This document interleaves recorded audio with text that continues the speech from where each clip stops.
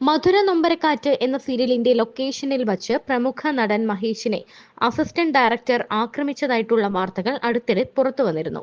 ആക്രമിച്ചയാളെ സംവിധായകൻ ശരത് സത്യ ഉടൻ തന്നെ സീരിയലിൽ നിന്ന് ഒഴിവാക്കുകയും ചെയ്തിരുന്നു. ഈ വിഷയത്തിൽ പ്രതികരണവുമായി എത്തിയിരിക്കുകയാണ് മഹേഷ്. അത് മനഃപൂർവ്വം ചെയ്തതാണെന്ന് കരുതുന്നില്ല. ചില നിമിഷങ്ങളിൽ പെട്ടെന്ന് മനുഷ്യനിൽ ഇത്തരം വികാരങ്ങൾ വരാം.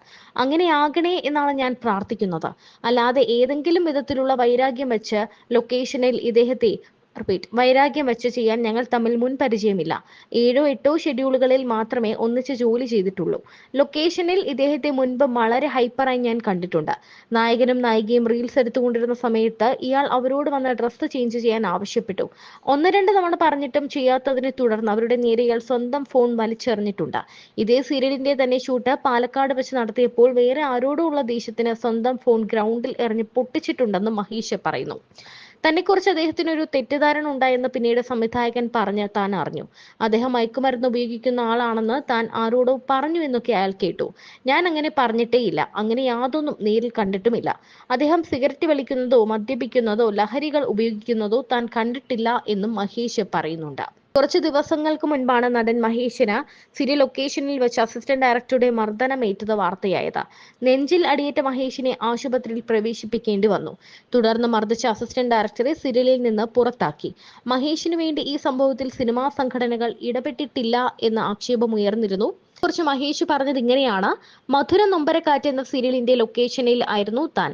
തനിക്ക് സീൻ നേരത്തെ വായിക്കണം. സീരിയലിന് വേണ്ടി കരാർ ഒപ്പിട്ടപ്പോഴും ആദ്യം പറഞ്ഞത് സീൻ നേരത്തെ വായിക്കാൻ തരണം എന്നതാണ്. രാവിലെ തൊട്ട് സീൻ ചോദിച്ചു. ജിജോ എന്ന അസിസ്റ്റന്റ് ഡയറക്ടർ സീൻ തന്നില്ല. വളരെ സങ്കീർണമായ രംഗമായിരുന്നു ഷൂട്ട് ചെയ്യേണ്ടത്. ക്യാമറയുടെ മുന്നിൽ വെച്ച് സീൻ തന്നപ്പോൾ ഇത് നേരത്തെ തരണമെന്ന് പറഞ്ഞിട്ടില്ലേ എന്ന് സംവിധായകനോട് ചോദിച്ചു. സംവിധായകൻ ഇയാളോട് ചോദിച്ചു എന്താണ് സീൻ നേരത്തെ കൊടുക്കാതിരുന്നത് എന്ന്. കൊടുക്കാൻ പറ്റിയില്ല, ക്യാമറയ്ക്ക് മുന്നിൽ വെച്ച് വായിച്ചാൽ മതി എന്ന് അയാൾ മറുപടി നൽകി. അങ്ങനെ പറ്റില്ലെന്ന് താനും പറഞ്ഞു. അങ്ങനെ പറ്റില്ലെങ്കിൽ താൻ ചെയ്യണ്ട എന്ന് പറഞ്ഞ അയാൾ തന്നെ പിടിച്ചു തള്ളി.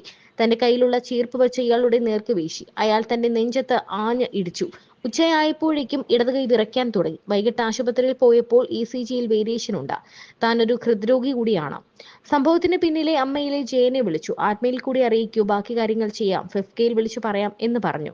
ഫെഫ്കയിൽ മിനി സ്ക്രീൻ ഇൻചാർജ് വയലാർ മാധവൻകുട്ടിയാണ്. അദ്ദേഹത്തിന്റെ നമ്പറിന് വേണ്ടി ശാന്തിവിള ദിനേശിനെ വിളിച്ചു. അദ്ദേഹം വിളിച്ചു പറയാമെന്ന് പറഞ്ഞു. കുറച്ചു കഴിഞ്ഞ് വയലാർ മാധവൻകുട്ടി തന്നെ വിളിച്ചു. ഉടനെ തന്നെ നടപടിയെടുക്കാമെന്ന് പറഞ്ഞു. നടപടിയെടുത്ത് സംഘടനയിൽ നിന്നും ഒരുപാട് വിളിച്ച് പിന്തുണ വന്നു. ജയൻ എല്ലാത്തിനും നിന്നു. തന്നെ ആക്രമിച്ച ആളെ പിന്നെ കണ്ടിട്ടില്ല. തൃശ്ശൂരിൽ നിന്നുള്ള ആളാണ്. ഇടയ്ക്കിടെ ഹൈപ്പർ ആകുന്ന ആളാണ്. എന്തെങ്കിലും ഉപയോഗിക്കുന്നുണ്ടോ എന്നറിയില്ല. ഈ 40 വർഷത്തെ സിനിമാ ജീവിതത്തിൽ ആദ്യത്തെ അനുഭവമാണ്. ദേഷ്യത്തെക്കാൾ ഏറെ സങ്കടമാണുള്ളതെന്ന് മഹേഷ് പറയുന്നു.